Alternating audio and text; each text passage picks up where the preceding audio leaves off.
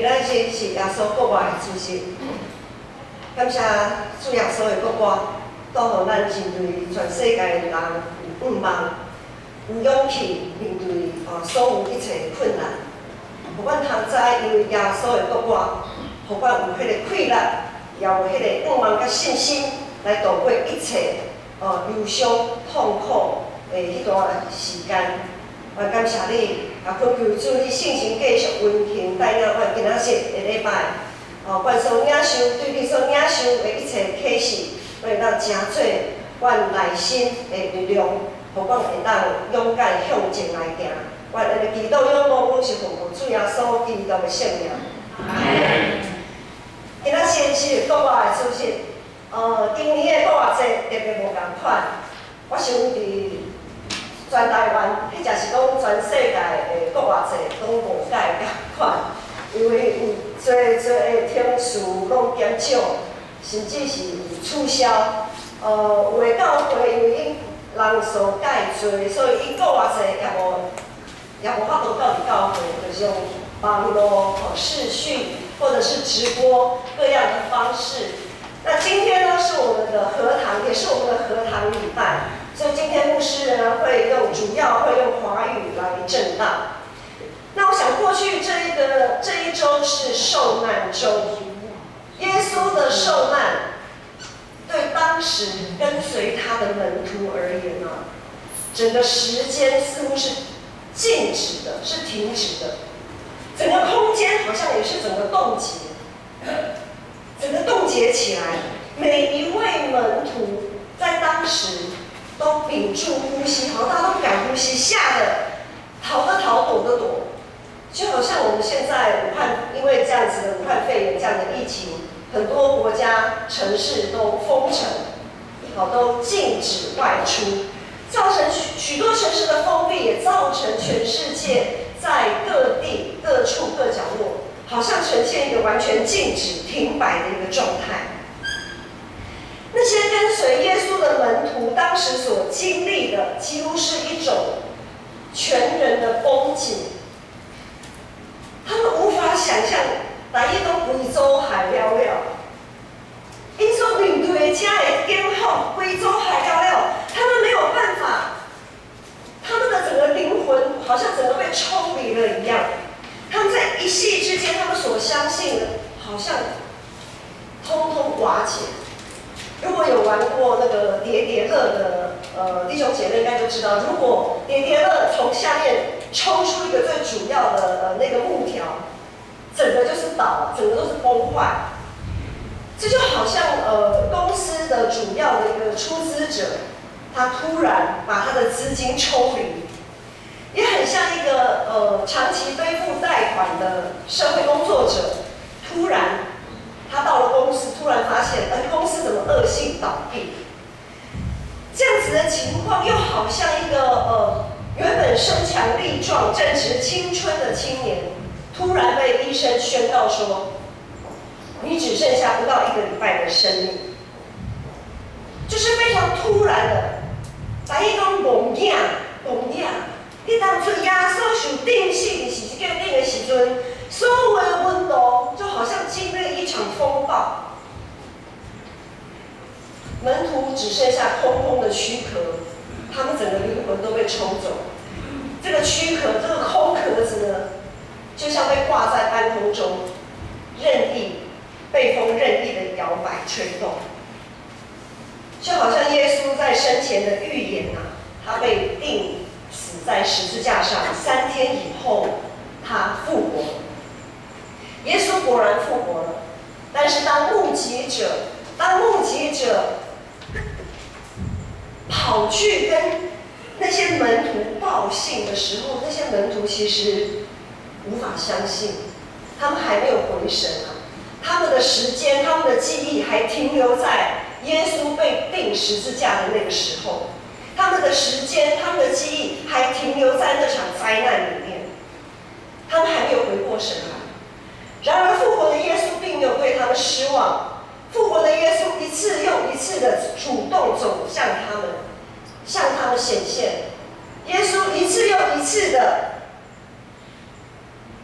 去找他们，那一群在耶稣被钉十字架受难的时候，那群落跑的门徒，本来口口声声说：“主啊，我会跟随你，无论未来如何，我总是会跟随你。”但是还是落跑。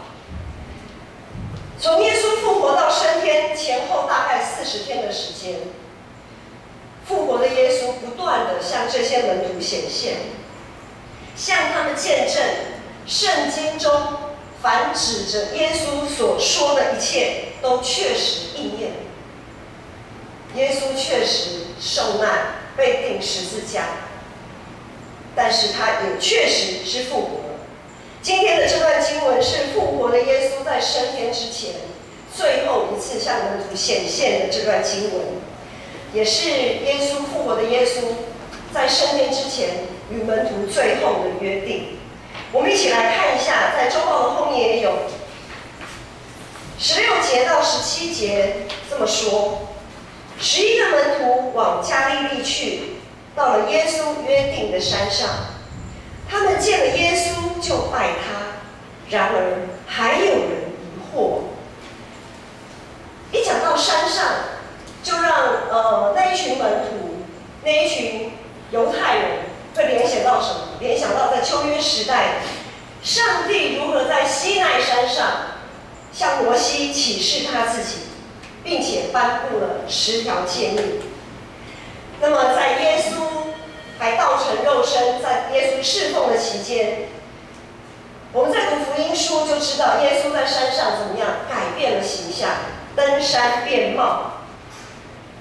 上帝在山上向他的门徒，向耶稣的门徒启示耶稣的身份，启示耶稣是上帝的爱子，大家你们都要听他，而且要跟随他。然后在耶稣复活之后，耶稣跟门徒相约在加利利，在加利利的一座山上后面。山上又意味着耶稣要再一次的向门徒来启示，而加利利呢，也是耶稣呼召门徒的一个起点。这个时候，门徒抱持着怎么样的一个心情，抱持着怎么样的态度，要前往加利利的一个山上跟耶稣赴约呢？经文里面告诉我们说，还有些门徒还是有人疑惑，还是有人无法抽离那个恐怖的记忆。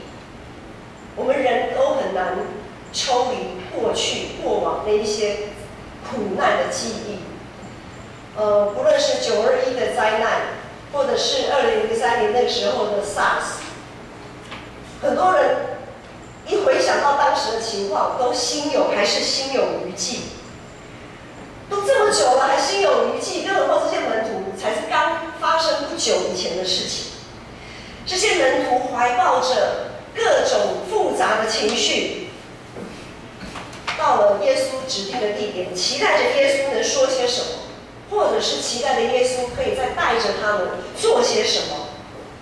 然而耶稣却说，在第18节到20节，我们一起来读这段经文，可以用华语读，或者你可以用台语来读这段经文。我们一起来读，请。要说文化来对讲，你任何的话已经拢总化，所以你就以上万百姓来做学生，来了解，可以为天下信息的名。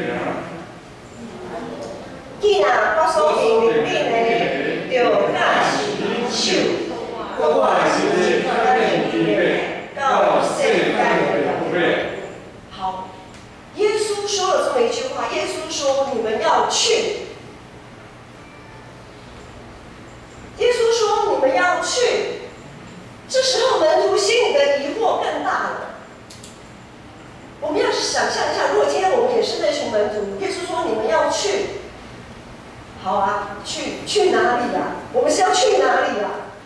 然后耶稣说：“使万民做我的门徒。”根据《使徒行传》的记载说，当耶稣说完这段话，他就升天，然而耶稣升天的时候，门徒定睛看他，门徒望着天，一脸茫然。虽然圣经没有说他们一脸茫然，但是后来有天使提醒这门徒说：“你们在看什么啊？还在看，要看什么？要看多久？”我们可以想象，这门徒其实真的是很茫然的，要去哪里啊？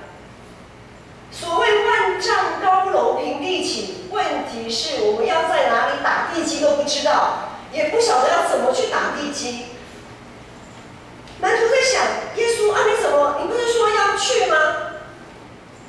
那你不是要带着我们一起去做什么吗？啊，你就这样子最造，你就这样离开我们了。那我们怎么办？你把我们撇下在这边，在地上，一群乌鸦，乌合之众。领袖就这样子追造升天去了，留下一脸茫然的门徒。门徒一个个自身难保。因为在那个时候，耶稣虽然复活了，但是在耶稣受难、被钉十字架的那个时候，整个罗马军兵、整个政府、整个他们是处在一个紧急状态的。因为有人说耶稣会复活嘛，所以他们就要把守得紧。可是居然那个坟墓是空的，哇！这下子，如果我们是政府官员，大家都跳脚。好好那个耶稣死在那里，躺在那坟墓里，怎么不见了呢？就被人偷到哪里去了？赶快把它找出来。所以其实，在那个时候，门徒他们所处的那个环境还是非常的让他们惊恐的。然后耶稣说完这段话，他就走了，他就升天了，就不在他们旁边了。耶稣到底是在说什么？门徒听不懂，看也看不明白。过去有一小段时间，牧师在跟一些生态研究员在研究蝴蝶的生态。蝴蝶呢是属于完全变态的昆虫。好，在这里做一个生物小教室。完全变态就是指一只昆虫，它到成虫的这段期间，它会经过4个完全不同的时期。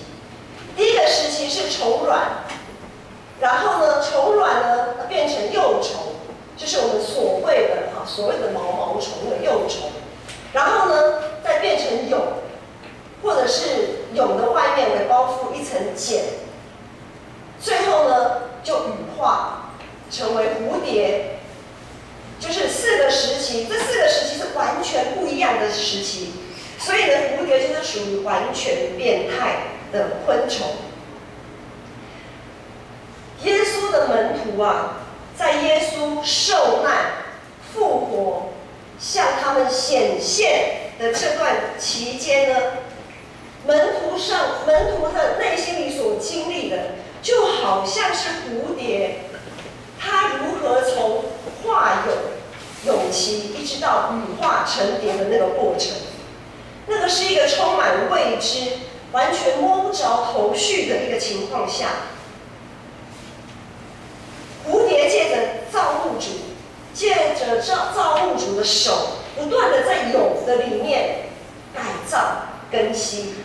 我们真的很难想象，一只毛虫如果从卵里面出来变成毛虫，我们都还蛮能理解的。但是最无法理解的是，一只虫怎么样经过它的蛹期，它居然可以变成有翅膀的蝴蝶，这是我们真的很难想象，很难想象的。然而，一只毛虫怎么经过蛹期，然后可以化蛹成蝶的这个过程呢？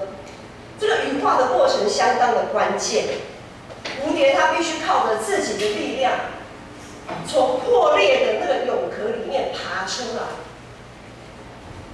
我们不能说在旁边的观察员不能说啊，这个蝴蝶很辛苦那个蛹壳就裂那么一个缝，我就帮它抽出来好了，它就没有那么辛苦。如果这样子的话，它就死了。它必须要从那个裂缝当中努力的爬出来，还不只是这样，因为蝴蝶从蛹爬爬出来的时候，它的整个翅膀还是湿漉漉的，就像咸菜瓜啦，咸菜瓜嘞皱巴巴的，然后又湿湿的，这样子。整个是它的翅膀其实是处在一个纠结的状态。然后呢，在这个蝴蝶最脆弱的时候，它还是必须要靠着自己，别人没有办法帮它。我们若只要一出手帮它，它还是死，它的结局就是死。因为它的结局就是没有办法撑开它的翅膀，它没有办法撑开翅膀，它就没办法觅食，它很快它就死亡了。在这个时候，刚从蛹壳里面爬出来的蝴蝶，它必须要继续蠕动它的身体，然后呢，把它的翅膀，蝴蝶的翅膀有那个脉，我们观察蝴蝶的时候，发现蝴蝶的翅膀有那个纹路，对不对？那个就是它的脉，就好像我们的经脉一样，我们人体也有经络、经脉嘛，好，翅膀叫做翅脉，它必须蠕动它的身体，把它的翅脉撑开来。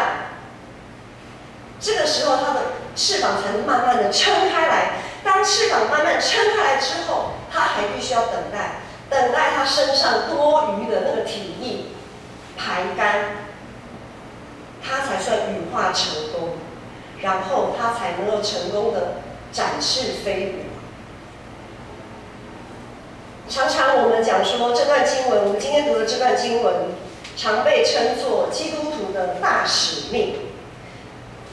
不过很多时候我们都错解这段经文的重点。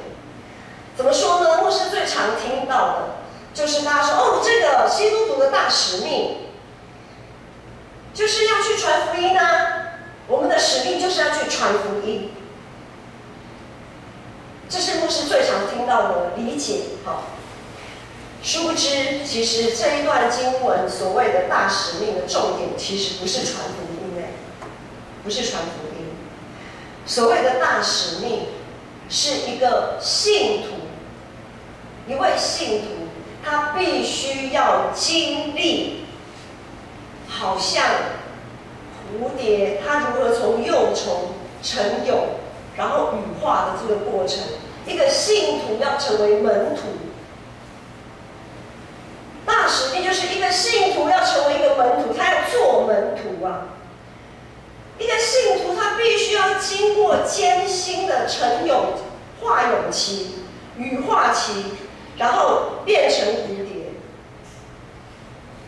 从信徒成为门徒，才是这段大使命所重要的要点。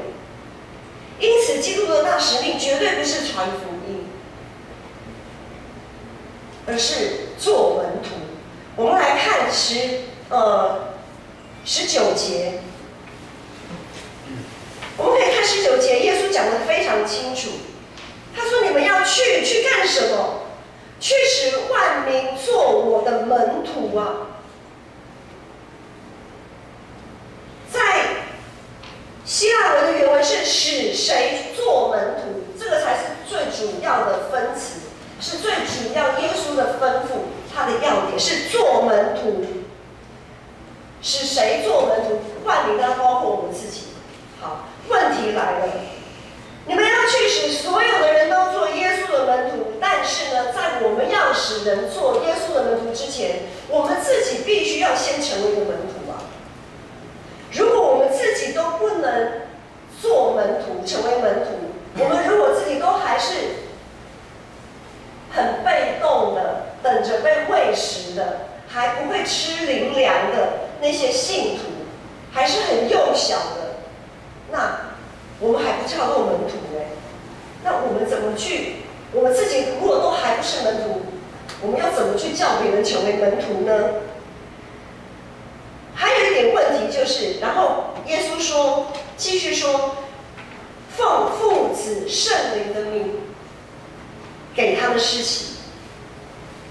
当我们要奉父子圣灵的名给他们施洗的时候，当然施洗，我们现在牧师负责施洗，但是在施洗前面的这一段，怎么样让人觉志，也是每一个做门徒可以做到的。但是呢，我们这些所谓的门徒，我们必须自己要确信，我们自己是信仰群体的一份子。可是有时候牧师常常听到有有人会找借口说啊，只要心里相信，口里承认就好了。受不受洗不重要，我只要心里相信，口里承认，因为圣经这么说。很多时候我们都会选择性的断章取义，选择性的看圣经的字句，而不是全面性的。这样的信仰观念很容易带出一种可有可无的信仰，就好像我们会说，参与什么聚会不重要啦，我心意有到就好了。我的精神与你们同在，但是我的人呢，我就是不参加，我就是不出席。你们怎么做都不重要，我心意到了。很多时候我们就会讲，心里相信，口里承认。这个时候，我们的信心，我们的信仰，就像现在的年轻人常常讲一句话：拉差。台语拉差。落漆呀、掉漆呀，就是这个油漆本来原本应该是好好的嘛，漆得很漂亮，但是呢，很亏掉，而且安怎一就落差的，就是不美了啦。就是本来是很漂亮的那个油漆，像漆我们这阵子才重新油漆的，但是漆不好，或者是自己脱落就落差。我们的信仰是不是常常处在一种很落差的这种阶段？选择性的相信，选择性的顺服，这是我们常常会碰到的一个问题。好，再来，耶稣又说：“凡我所吩咐你们的，都教训他们遵守。”问题又来了，要教训别人遵守之前，当然自己要先遵守嘛，不然我们凭着什么去教训别人？我们自己要先以身作则啊。但是很多时候，其实我们并不想搞清楚耶稣到底教训了些什么。人的本性都是会能躲就躲，不知者无罪。那么很多事情我就不要知道就好了，我不要知道，然后我做错了，那不知者无罪嘛，就这样子蒙混就过去了。因为如果我们知道了又不去做，我们心里就会常常有内疚，我们常常会有罪疚感，我们常常会自责。因此，我们又常常的用自己可以接受的想法去理解耶稣的教训，理解耶稣的要求。久而久之，我们就成了耶稣口中那些瞎子领瞎子的人。这样子听来，这个大使命还蛮沉重的，好像很简单，其实一点都不简单。耶稣的吩咐，耶稣的教导，从来都没有简单过。当耶稣吩咐完成一切，没有一个门徒认为自己做得到，甚至他们刚才有说，他们连怎么开始都不知道。但是门徒在那个时候，唯一可以确信的一件事情，就是耶稣果然从死里复活了。连死亡都不能胜过他。耶稣的教导，耶稣如何医病赶鬼，耶稣如何实现了那5饼2鱼的神迹，耶稣如何平静风和海。过去门徒这些跟随耶稣的门徒，他们回想起过去的种种，历历在目。耶稣确实是拥有天上地下所有的权柄，而上帝所应许的一切，没有一句话是落空的。最后，耶稣又说：“我就常与你们同在，直到世界的末了。”我想这就是最吊诡的地方，因为当耶稣说完这句话，说：“我就常与你们同在，直到世界的末了。”耶稣一讲完，他就升天了，对不对？这真的很吊诡。你不是才说要常与我们同在，直到世界的末了吗？刚才有说阿利奈追你早，你怎么就走了？你怎么就升天了？耶稣在众门徒的疑惑下升天离去。表面上，耶稣好像离开了门徒；表面上，耶稣根本就没有与门徒同在。但是殊不知，耶稣早已将门徒所需要的各种能力，也就是恩赐，属灵的恩赐，也就是圣灵，圣灵会按着个人所需要的交给个人的恩赐。耶稣已经把圣灵都准备好了，感谢主，耶稣基督复活的大能，催逼着这一群还胆怯、摸不清头绪的门徒，他们仍然聚集在一起。耶稣复活的大能催逼着这些充满疑惑的门徒聚集在一起。这些门徒这个时候没有让耶稣失望，他们果然一同等候领受父所应许的圣灵。我们再来读一次耶稣吩咐门徒的这一段大使命，我们读19节到20节就好了。我们可以用华语，也可以用台语，我们一起来读，因为这句话也是对我们说的。19、20节，我们一起大声来读，请。所以愿就是将内心安最先，你行洗礼，互因为你的囝献神的名，你若我所认定的，就大是应受，我一定会记得，到世上的会。好，在混乱当中，专注力就很重要。好，其实牧师也有点故意让你用2种语言，所以当我们在朗读自己的语言的时候，一定要非常的专注，不然你就会被别的其他的语言给拉去了哈。好，当耶稣这样子吩咐门徒的时候，或许我们也曾经像那些门徒一样，对自己能做到什么程度充满疑惑。不知道从何开始，我们的下一步要去哪里呀？他们现在是在加利利的山上啊，然后呢？但是我们必须要对耶稣有信心，因为圣灵会引导我们要往哪里去。耶稣他也知道我们每一个人能背负的担子有多重，就在耶稣的保守跟带领底下，在圣灵保惠师在我们生命里面的引导、跟感动、跟催逼底下，我们总是知道我们可以为主做些什么。我们所能做的，首先就是像那些门徒一样，把自己的疑惑放下，放下自己的疑惑，也放下过去的失败。那些门徒真的是回头看，真的是很失败，因为在主耶稣，在他们跟随着主最需要他们的时候，最需要在被钉十字架，最需要他们在旁边支持的时候，门徒落跑，甚至失败。所以门徒们，我们必须要忘记，也放下过去的失败，单单依靠圣灵的大能，使万民做耶稣的门徒，包括自己，我们不要把自己除外哈。使万民，使我们自己做耶稣的门徒，让我们每一个人都得以坚定的奉父子圣灵的名受洗，归入耶稣基督的名下。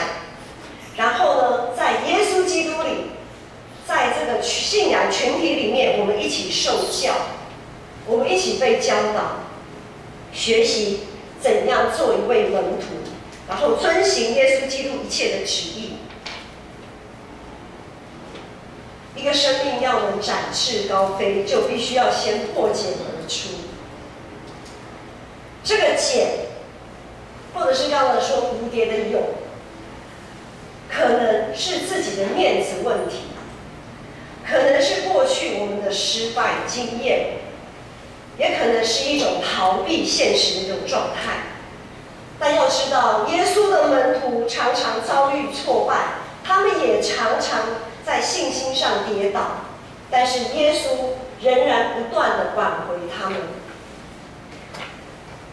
这个茧，或者是这个蛹，可能是我们自己曾经被排挤、被侮辱，或者遭受背叛的一个经验。但是在上一个礼拜，一节牧师的讲道经文里面有说，当约翰雅各跑去跟耶稣说我要坐在你的左右的时候，耶稣说没有错，我要喝的杯，你们也要喝。然而我们都知道，每个人的苦杯，那个苦的程度是不一样的，每个人十字架的大小也不一样。牧师很怕喝中药，可是敢喝中药的人就说不会啊，这个怎么会苦呢？一点都不苦。可是对我来讲，我连闻那个气味我都觉得无法忍受。所以每个人对苦的定义、承受度，有的人就敢吃苦瓜，有的人呢就是不敢吃苦瓜。每一个人对苦的定义不同，耶稣都知道。耶稣知道我们可以承受怎么样的苦，所以呢，当我们要成为门徒的时候，我们也会像耶稣一样接下那个苦杯，背起我们自己的十字架。然而在这个时候，我们必须要盼望复活的荣耀。要成为耶稣基督的门徒，就必须经历一次又一次的羽化，一次又一次的蜕变。当我们从信徒成为门徒的时候，我们不只是可以背负自己的担子，我们还可以分担别人的担子，彼此相爱，做多人的赎价，挽回更多失丧的灵魂。下个月5月10号，5月第2个礼拜天，我们要进行4年1度的长职改选。要想成为教会的长职，就必须要先做门徒，了解、遵行耶稣基督的旨意，背起自己的十字架。当然，像那些跟随耶稣的门徒一样，他们都不完全是充满信心跟能力才接下这个担子的，他们是在非常彷徨疑惑当中接下耶稣所托付的一切。所以呢，各位弟兄姐妹，每一个人都可能在选举的那一天接受上帝的呼召，成为教会的长职。如果是这个样子，那么今天的这段经文可以鼓励大家，不要怕，只要信。虽然我们可能在充满疑惑跟胆怯中领受了上帝的呼召，但是我们可以靠着圣灵的能力来向前。我们可以在自己的胆怯中展现那芥菜种可以移山的信心。再小的信心也是信心。耶稣说：“你们的信心如果像芥菜种一样，你们就一样可以移山了。”过不多久，小会就会公告这一次可以候选的名单。盼望每一位候选者，你们所凭借的不是自己有多少能耐，不是凭借着自己有多少恩赐才干，而是凭借着对上帝呼召的绝对顺服，凭借着对耶稣基督十架复活的信心。在选举前的这个期间，我们就要像那些门徒一样，不论是有选举权还是有被选举权的弟兄姐妹们，我们都要心灵诚实的，一起用祷告耐心等候圣灵的带领。10万名做门徒，或者我们说做门徒，是我们基督徒终其一生的呼召跟使命。从我们受洗成为基督徒到成为门徒的这个时刻，就好像脐带破茧而出，脐带化蛹成蝶，这样子的喜悦，这样子美好的刹那。虽然在这个时间点，在这个时刻充满许多的未知，但是千万不要因为担心，不要因为害怕而停滞在那里，总要靠着圣灵的大能，靠着以马内利始终与我们同在的耶稣，一起完成天父所交托我们给我们的使命。我们一起来祷告。他们上帝，我感谢你，感谢主你享受信心的大快乐，互阮每一个人，要奉爸囝信心的名，受洗的进入到你主你的殿的内面的时阵，当阮诚做天国的主人的时阵，主，你无轻看阮的愿望。阮迄只有时会因为失志、软心倒退，总是主你信心一直向阮三角地地，诚做阮的快乐，诚做阮的安慰甲帮助。恳求主信心继续帮助阮，互阮会伫未来每一天都会当做你好的采用，互招呼万百姓做伙来做基督的门徒，做你的学生。愿安尼祈祷仰望，拢是奉主耶稣基督的圣名。阿门。